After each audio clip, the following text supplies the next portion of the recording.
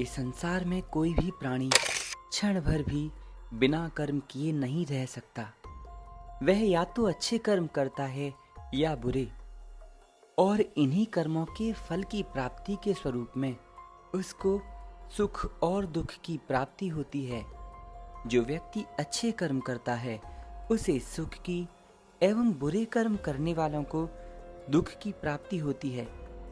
लेकिन इस शरीर को छोड़ने के बाद अच्छा कर्म करने वाला व्यक्ति अपने पुण्य कर्मों के फल स्वरूप स्वर्ग को प्राप्त करता है। वहीं बुरा कर्म करने वाला व्यक्ति अपने पाप कर्मों के कारण भयंकर नरकों को भोगता है, और इसी कारण यह व्यक्ति संसार चक्र में बार बार जन्मता और मरता है। लेकिन फिर उसकी मुक्ति कब होगी? तो इसका उपाय भी भगवान श्री कृष्ण जी ने गीता में बताया है। जो व्यक्ति मेरे लिए कर्म करता है, मेरे लिए जीता है, मेरे लिए खाता और पीता है, वह व्यक्ति पाप और पुण्य से मुक्त होकर मुझको ही प्राप्त होता है। इस प्रकार नदियों में गंगा, वृक्षों में पीपल और नक्षत्रों के अधिपति चंद्रमा श्रेष्ठ हैं। जिस प्रकार देवताओं में इंद्र श्रेष्ठ है, ठीक उसी प्रकार सभी व्रतों में एकादशी व्रत श्रेष्ठ है। आज पापाकुंशा एकादशी का व्रत है। प्रत्येक मनुष्य को इस व्रत को अवश्य रहना चाहिए। अश्विन मास की एकादशी तिथि 25 अक्टूबर को है। इस एकादशी तिथि को पापाकुंशा एकादशी के नाम से जाना जाता है। इस व्रत का विशेष महत्व है। इस एकादशी व्रत को करने से मनुष्य के सभी पापों का प्रायश्चित हो जाता है। प्रत्येक व्यक्ति को जो अपना कल्याण चाहता है, इस व्रत का अवश्य पारण करना चाहिए। इस एकादशी के व्रत पर शुभ 3 योग अति महत्वपूर्ण हैं। पहला रवि योग, वृद्धि योग और ध्रुव योग। इस दिन रवि योग सुबह 6 बजे से 28 मिनट से प्रारंभ होकर दोपहर को 1 बजे तक रहेगा।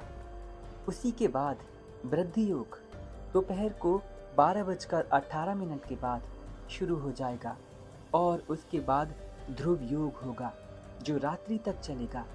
इन तीनों योगों में भगवान विष्णु के ओम नमो भगवते वासुदेवाय इस महामंत्र का स्मरण करने से परमपिता श्री हरि प्रसन्न होते हैं। इस दिन पद्मनाभ भगवान विष्णु की पूजा करनी चाहिए। पद्मनाभ मतलब जिनकी नाभि से कमल निकला हो, ऐसे भगवान विष्णु का शेषनाग की सैया पर शयन करते हुए इस स्वरूप का पूजन एवं चिंतन करना चाहिए। पापाकुंशा एकादशी पर अन्न, जल, तिल एवं सामर्थ्य के अनुसार कुछ न कुछ दान अवश्य करना चाहिए। पापाकुंशा एकादशी की व्रत कथा इस प्रकार है। एक समय विंध्याचल पर्वत पर क्रोधना नाम का एक बहुत ही क्रूर शिकारी रहता था। अपने पूरे जीवन भर उसने गलत काम किए। हिंसा, लूटपाट, मद्यपान, झूठ बोलना और कई गलत काम। बेजुबान जीवों को मारकर वह बहुत बड़े पाप का भागी बन गया था। जब उसका अंतिम समय आया तो मृत्यु के डर से वह सहमा हुआ पास ही अंगिरा ऋषि के पास पहुंचा। तब महर्षि ने बोला कि उसने जीवन में अनेक पाप किए हैं, जिससे उसको मृत्यु के बाद निश्चित ही नरक मिलेगा। लेकिन जब वो शिकारी बहुत रोने और गिड़गिड़ाने लगा, तब ऋषिवर बोले, वैसे तो तुम्हें नरक की प्राप्ति होनी ही है, क्योंकि जो जैसा करता है वो वैसा ही भरता है। लेकिन तुम्हारे इस पाप का प्रायश्चित इस एक व्रत से हो सकता है। तुमको पापाकुंशा एकादशी का व्रत करना चाहिए।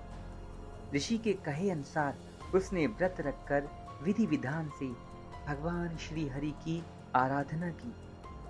व्रत के प्रभाव से उसे समस्त पाप कर्म से छुटकारा मिल गया एवं वैकुंठ लोक में स्थान मिला। एकादशी के दिन प्रभु का स्मरण कीर्तन सभी क्लेशों एवं पापों को दूर करता है। जितना हो सके भगवान विष्णु का चिंतन करना चाहिए। सिर्फ ऐसा करने से ही मनुष्य अपने पूर्व जन्मों की एवं इस जन्म के पापों से मुक्त हो सकता है। लेकिन ध्यान रहे, आगे न पाप करने का भी संकल्प लिया जाता है, तभी भगवान आप पर प्रसन्न होंगे। जय श्री हरि। राधे राधे।